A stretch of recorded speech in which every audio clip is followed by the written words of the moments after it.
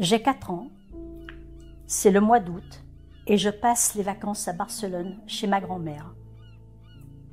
J'y suis venue avec mes parents et tout va parfaitement bien dans mon monde. Comme je suis le plus jeune membre de la famille, tout le monde s'occupe de moi et prend soin de moi.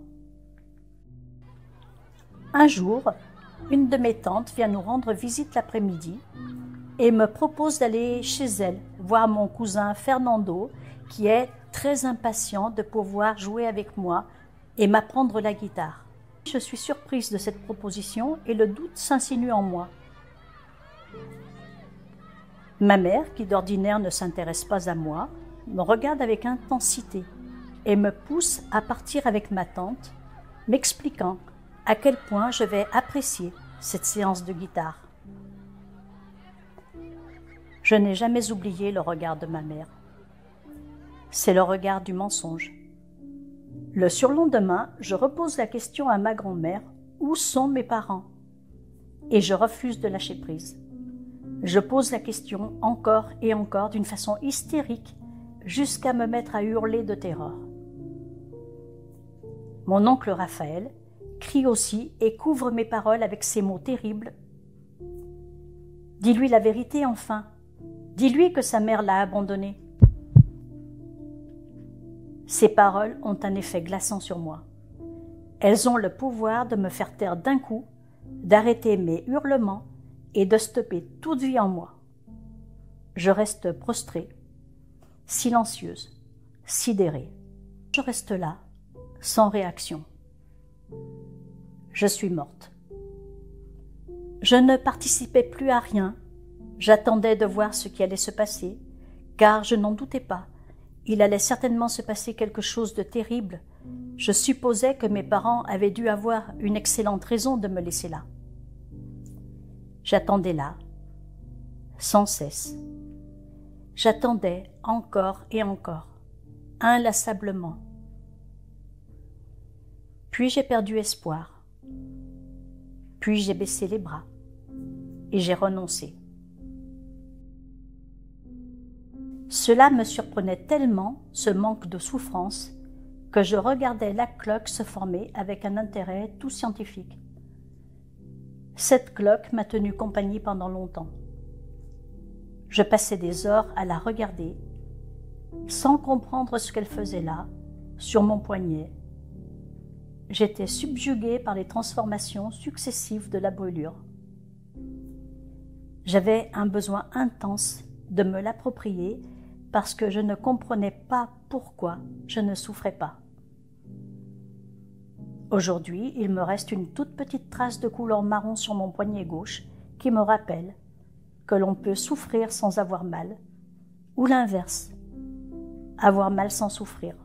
Je vous rassure tout de suite, il n'était rien arrivé de fâcheux à mes parents. Simplement, ma mère était submergée par tout le travail qu'elle avait avec 2 enfants. J'avais un frère de 2 ans qui, lui, est reparti avec eux.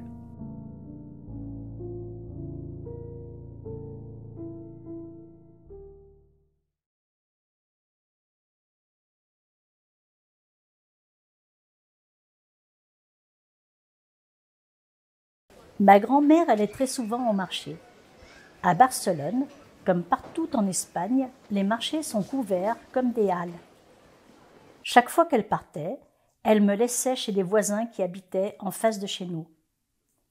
J'ignore comment s'appelaient ces gens puisque ma grand-mère les appelait vecino et vecina, ce qui se traduit par voisin et voisine. « Vecina, je vous laisse ma petite fille pendant que je vais au marché. »« Oui, oui, d'accord. » Elle était toujours d'accord pour me garder parce que, disait-elle, j'étais une petite fille très sage. Leur fils avait mon âge et avait été mon copain il y avait bien longtemps, mais je l'avais oublié. Dorénavant, il m'ignorait et me laissait de côté parce que je n'étais plus la fille rigolote qu'il avait connue. Je n'y pouvais rien. J'aurais bien aimé être amusante, mais je ne pouvais pas. Je n'avais plus envie de rire, ni de pleurer, ni de jouer. J'avais juste envie de rester assise là. N'importe où, mais là. Et c'est là, assise sur le sol de la salle à manger de la voisine, qu'il vint à ma rencontre. Qui, me direz-vous? Lui ou elle, je ne sais pas. Je pense que c'est lui, parce qu'en espagnol, souris se dit ratón, et ce mot est masculin. Donc, je pense que c'est un garçon.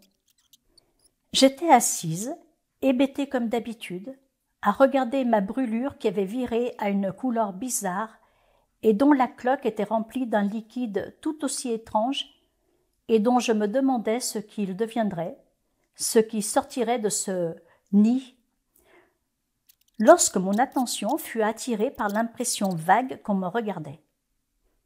Je levai la tête et vis une petite souris dont les yeux perçants me fixaient. C'était une petite boule de poils avec de longues moustaches magnifiques et une longue queue. Elle remuait son petit museau comme si elle voulait me parler. Je n'ai pas eu peur parce que les enfants n'ont jamais peur de rien. Ce sont les adultes qui leur transmettent leur peur au fur et à mesure de l'éducation. J'avais la chance d'être laissée libre de faire mes expériences sans trop d'interventions familiales limitantes. Ma famille m'avait prise en pitié et souffrait pour moi, alors si quelque chose pouvait me sortir de ma torpeur, c'était OK pour eux. C'est comme ça que je fis la connaissance de Ratoncito, souriceau en français. Nous restâmes longtemps à nous regarder. Je ne parlais pas parce que je ne parlais plus avec personne. Je ne pensais pas, je ne ressentais rien parce que je ne ressentais plus rien depuis longtemps. Ratoncito, c'était le nom que je lui donnai bien plus tard, resta devant moi à me regarder en remuant son petit museau. Puis tout d'un coup, il partit, juste au moment où ma grand-mère revenait me chercher. Je ne pensais plus à lui et la vie reprit avec mon obsession de ma brûlure. Je le revis quelques jours plus tard à l'occasion de ma nouvelle visite chez la voisine. Je regardais toujours ma brûlure lorsqu'il réapparut devant moi. De nouveau, nous restâmes tout le temps où j'étais seule, face à face à nous regarder. Je n'éprouvais toujours rien. Je le regardais sans me poser de questions. Mais pendant que je le regardais, je ne m'intéressais pas à ma brûlure. Il revint ainsi de nombreuses fois, dès que j'étais seule, assise par terre, et il repartait dès qu'il entendait du bruit. De mon côté, je n'avais toujours aucune réaction. Je le regardais aussi, et nous restions comme ça, de longs moments, les yeux dans les yeux. Ce fut lui qui me parla le premier, parce que moi j'étais incapable de parler ni même de penser. En fait, je sais aujourd'hui que mes facultés mentales et émotionnelles avaient été mises en veilleuse à la suite de mon traumatisme d'abandon. Cela faisait bien 10 fois que Ratoncito et moi passions des heures à nous regarder tous les deux sans rien dire, sans bouger, jusqu'à ce que quelqu'un entre dans la pièce, ce qui faisait fuir Ratoncito à toute vitesse, lorsqu'il se passa quelque chose d'inattendu. Je n'éprouvais toujours aucune émotion, mais Ratoncito s'approcha de moi, vint sur moi et posa sa petite tête dans ma main. J'étais surprise, mais je ne bougeais pas. Tout doucement, il passa son petit museau humide sur mes doigts. Quelque chose se débloqua en moi. Je le caressais. Son poil était doux et le contact était très agréable. Je commençais à sentir quelque chose remuer à l'intérieur de moi, quelque chose que je n'avais pas ressenti depuis longtemps.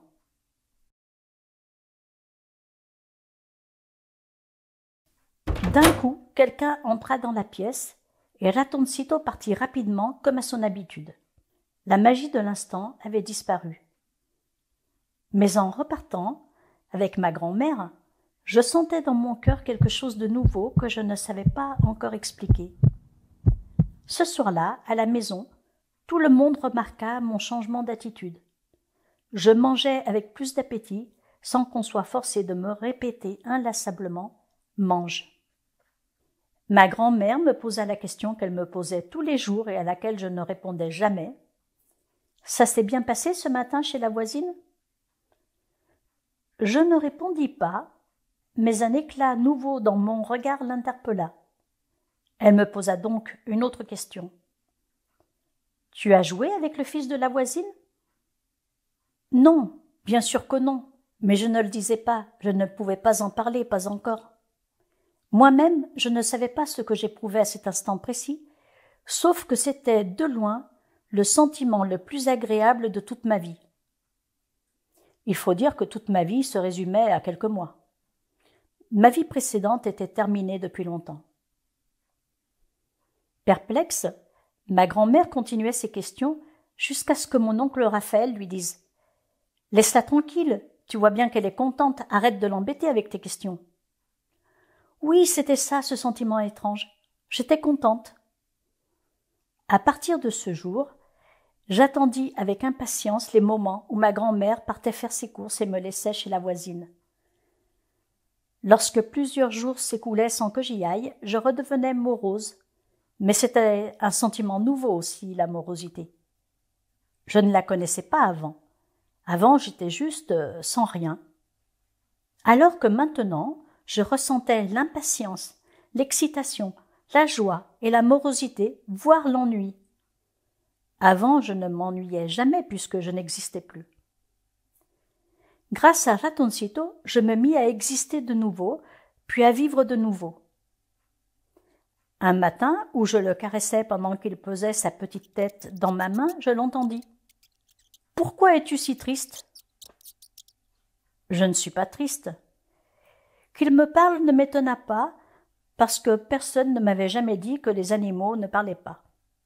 Ma réponse avait été faite dans ma tête parce que moi, je ne parlais toujours pas, mais il m'entendit.